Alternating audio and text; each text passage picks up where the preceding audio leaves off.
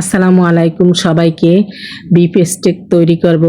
প্রথমে মাংসের পিসটা আমি পানি শুকিয়ে নিয়েছি ভালো করে। এরপর এর ভিতরে লবণ এবং গোলমরিচ গুঁড়ো করে দিয়ে দিলাম এপিট ওপিট। এরপর আমি একটা মোটা কড়াইতে সামান্য একটু তেল দিয়ে এর ভিতরে মাংসের চাকাটা দিয়ে দিলাম, আর দিয়ে দিয়েছি ছোলা সহ দুই কোয়া রসুন। এরপর দেব এক টুকরা বাটার। এরপরে 5-6 মিনিটের মতো রান্না করব। দেখেন চেপে চেপে তেলগুলো দিয়ে রান্না করব।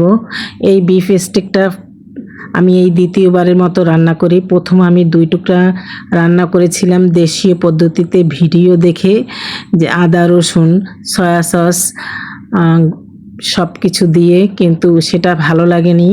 অথচ অথেন্টিক রেসিপি কিন্তু এটাই। রসুন এবং বাটার দিয়ে রান্না, এবং 5-6 মিনিটই হয়ে যায়। দেখেন খুব সুন্দর কালার হয়েছে, খেতেও কিন্তু অনেক টেস্টি হয়েছে।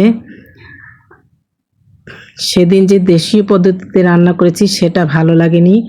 আসলে যেই রেসিপি সেটা ফলো করেই রান্না করা উচিত। মুখে দিতেই অন্যরকম একটা স্বাদ, যেটা আসলে না খেলে বোঝা যাবে না। সবাইকে ধন্যবাদ।